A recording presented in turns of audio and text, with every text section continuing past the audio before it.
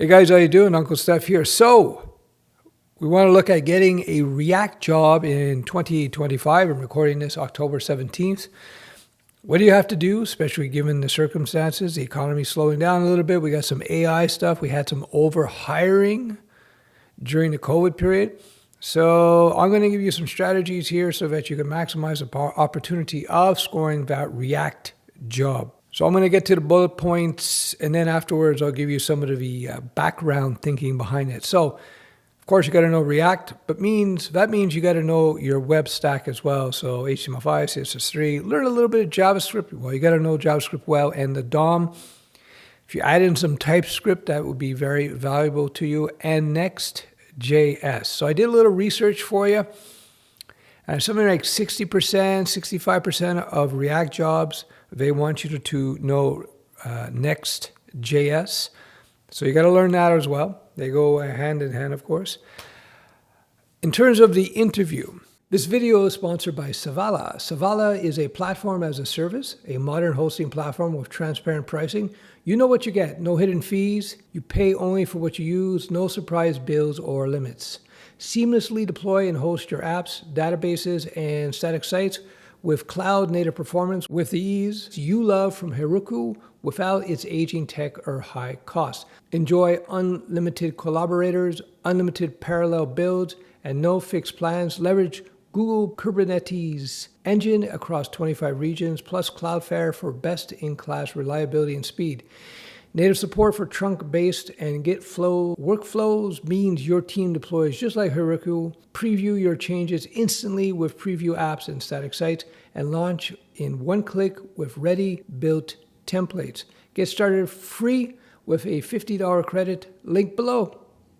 The majority of companies, according to my research, in terms of interviews, are going to be looking at a portfolio.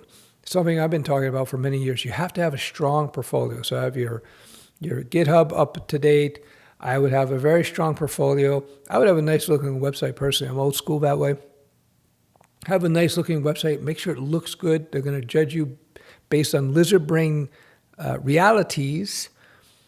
If you have a really beautiful website, just like having nice long hair like me, if you go into an office or you present and you look good, and you smell good, and you have a nice looking website, your chances of getting the job will increase 14.75%. So you have to have that in place as well. But you have to have a strong portfolio. They want to see what you've done.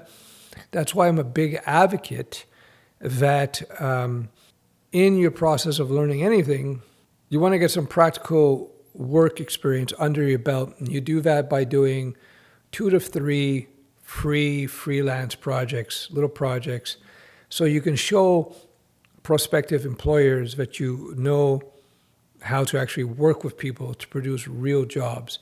And in fact, the first few projects, ideally, if your goal is to be a React developer, of course, the first 3 projects ideally would be React-related jobs, but I think those are going to be harder to get as a freelancer.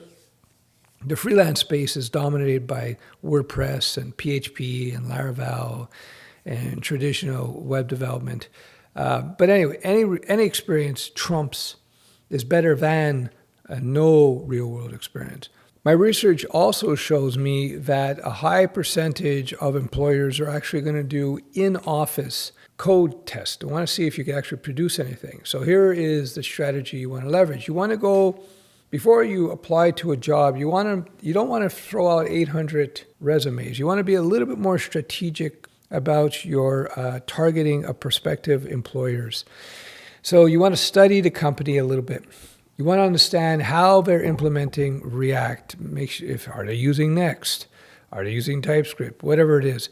And so you want to strategically study the companies, understand what they're doing, and then you want to bone up on whatever technology specifics that they're using. So if they're doing TypeScript React with Next, do a few common things that you would do with these technologies. Like take a day or two, fire up your code editor, and do it. Do it so it's fresh in your mind. Like, let me give you an analogy. Professional fighters, when they're a boxer or whatever, an MMA, they're going to study their opponent, and then they're going to train for the particular opponent. So if the opponent is really good at submissions, they're going to work with training partners who are good at the same type of submissions or the same style as the opponent that they're going to fight. They're going to get warmed up with it. Same thing. So if you're going to go in to interview for a job, you want to be sure that you are warmed up with whatever specific implementations of React that they're using. That's why you got to dig into it. You got to research it a little bit more. It's very important. When you put together your portfolio to show prospective employers, be sure that you understand what it is you're showing and you're able to tell a story about the project. So for example, if you are leveraging an aspect of Next.js, be able to explain why you're leveraging that aspect of Next.js. So I'm going to use a very simple example. Back to my Java days. If I'm using a particular ORM, there's an object relational mapping tool. I'm going to implement the ORM. I'm going to show that I've done it. I'm going to explain to them why I did it, right? Or something very simple. Why am I using a prepared statement to send the SQL request to the database servers? What's the point of it? Why am I doing it?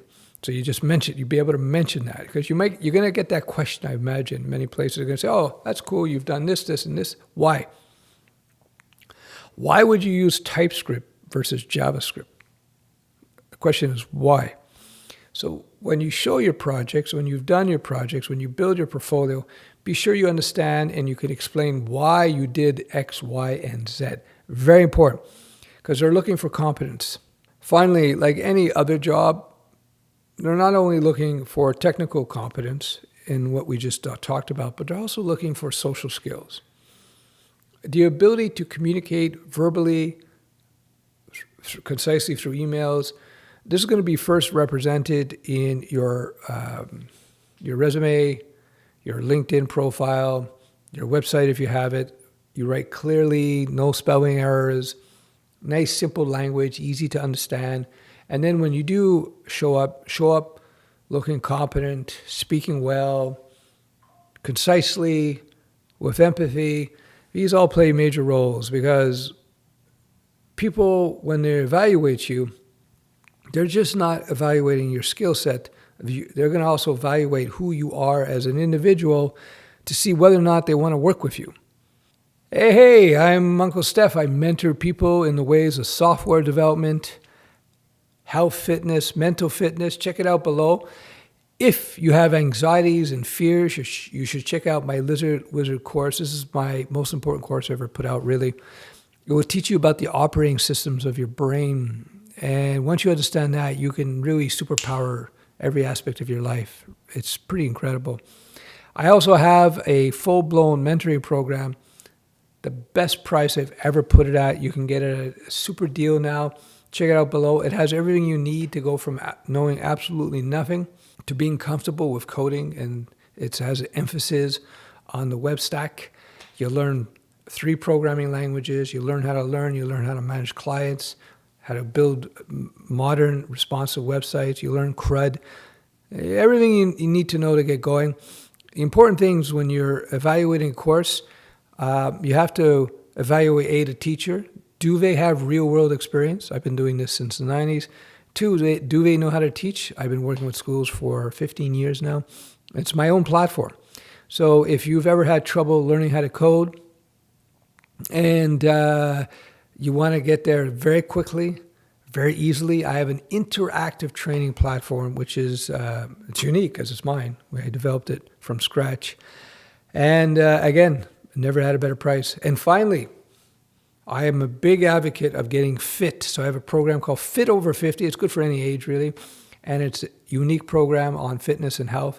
It's psychology first, keto adjacent, and it is supported by a custom AI I trained up called Brad Fit. It's pretty amazing. You have amazing impact. If you have any questions or comments about this video, let me know in the comments below, and I may read them.